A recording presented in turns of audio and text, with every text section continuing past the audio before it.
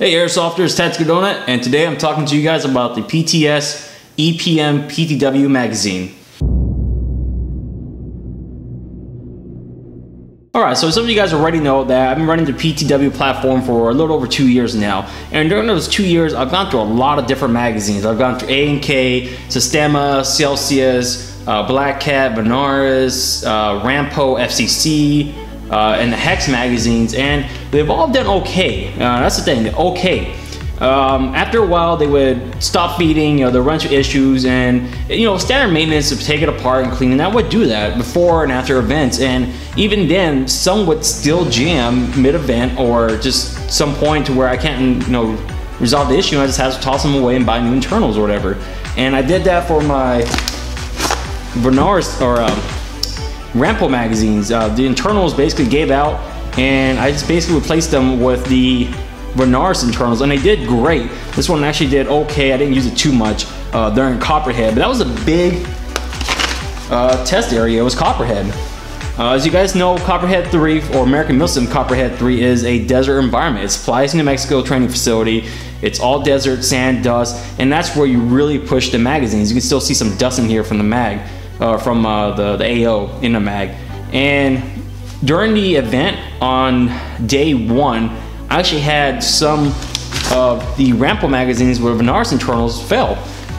They would jam up, and I would bang against the wall and everything, try to get it to feed, and it just would not feed. So I just relied solely on these, and I had only 2 of them, and I actually lost one. But Greg Wong was nice enough to give me an extra PTS mag, so I really appreciate it.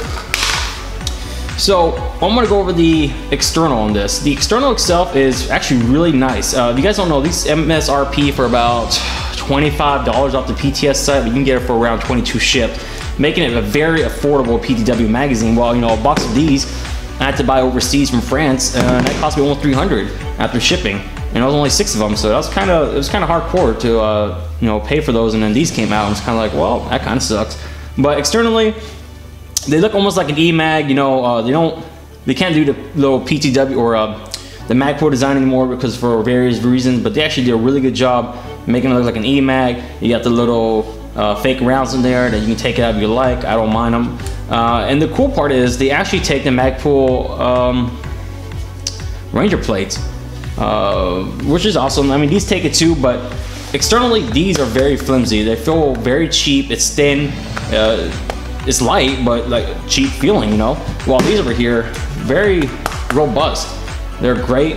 They're overall a fantastic design, and more importantly, the smooth design makes it slide in and out mag pouches very easily. And I'll show you guys here in a second. Alright, so it's a little messy, but here's the MBAV I ran for the weekend for Copperhead. I was doing a Ranger kit if you guys weren't already tracking. And here are the Eagle Kydex pouches. And these were kind of a pain to break in with these. So I'll show you here real quick. So PTS mag, slides in, slides out. Very smooth design. Like I said, externally it's smooth. It makes it easy for it to go in and out of mag pouches. And here's the Rampo one. Now it's based off the Magpul M3P mag, and it's not their fault, but the problem is you see all these grooves and everything, and it makes it actually difficult for it. You see here, I'm trying to shove it all the way down. I have to pull it out. Oh, jeez. It's kind of a hassle, and throw that to the side, and again I'll show the PTS one. All the way in, all the way out. Very smooth design, and that's what's really made it really nice. So I just used the PTS mags in the Kydex pouches. Now in terms of fitting into a PTW, that's the biggest thing. It was one of my concerns when I bought this magazine, was if it was going to fit my PTW or not. And so this is actually a second lower for me. My first one was a North American beta lower, and that one actually fit it. And this is a newer beta, or a newer non-beta lower that they gave me, and as you can see, it's very smooth. Now I have heard that it doesn't fit some lower receivers. It's it's not compatible with every PTW out there. So if you're going to try it out and you want to make sure it fits your PTW, see if a friend has one that you can borrow, or for 25 bucks, not really expensive, you can pick one up, test it. If it doesn't work, worst case scenario, you can always sell it, or give it to me. I'll take 3 mags. There's no worries here. But as you can see, very smooth. Little bit of wobble, but not bad. I don't mind that at all. I'm gonna do it upside down now. I got a lefty here because I'm a lefty. And we're just gonna have it released by gravity.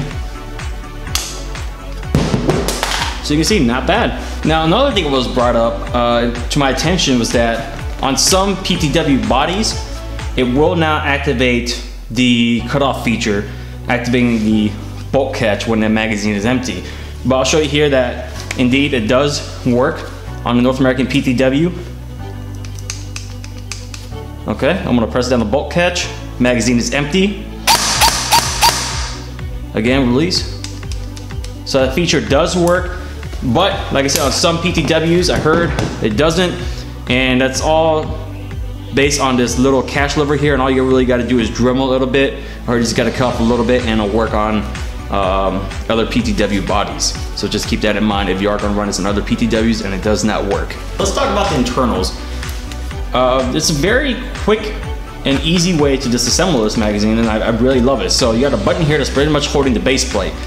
Get something, push it in, pull the base plate out, and what's cool is that it's being held just by a single screw. And why that's very important is there's a lot of, you got your M4 Stanag magazines with the metal or the aluminum shell and everything. They're pinned right here, and other designs out there might be difficult to take apart, but this one is pretty easy, just holding a screw, that's it. Just gonna take the end of this and just bash a little bit. There we go. And there goes the fake rounds that you can easily remove. Put that on the side here. On this side, you have a quick release for the end of the spring, so you pretty much just get a sharp object like the end of a flathead, pop this, and the spring comes out, easy cleaning. Or if you really want to just take it apart, you got your screws here. Very simple design, and it's well encased, which is good because, going to a desert environment, really the only way sand's getting in here is from the top. And even if, one of the times I dropped my magazine and everything, and they did follow my PTW because I kept hitting the bolt catch or the magazine release by accident, they would hit the sand, dust all over it, I blow it out, still kicking, no issues at all. Pretty much what I did here was I loaded up this magazine all the way to the max with 3.2 gram BBs. As you see here, can't really press down on it. So what it's pretty much showing here is I'm going to show you how fast these magazines can feed these BBs. Basically, how fast the springs or how hard the springs are in terms of pushing the BBs out of this magazine. Now, it's very important in order for it to keep up with the rate of fire in the weapon system. And a lot of times what will happen is the magazine or the springs over time will become weak, and they really can't push these BBs all the way up, especially if the magazine's full. I always hear that you never want to load the PTW magazines all the way because sometimes it can cause feeding issues. So what I'm going to do here is I'm just going to unload these BBs into this the Ziploc bag to show you guys how fast it can release the BBs. So I'm going to try to do this best I can. There we go. So our first few ones were a little skippy because that was my fingers getting in the way, but as you can see, that pretty much just released the majority of the BBs right into there. So hope I got you guys' attention in terms of the PTS PTW magazine. This is worth the money. I highly recommend it. Like I said, test it. If it works, go at it. But keep in mind that if it doesn't work, don't go blaming me. Again, you can just give me your magazines. I'll take them off your hand for free. Anyways, this is Tactical Donut, pop and smoke.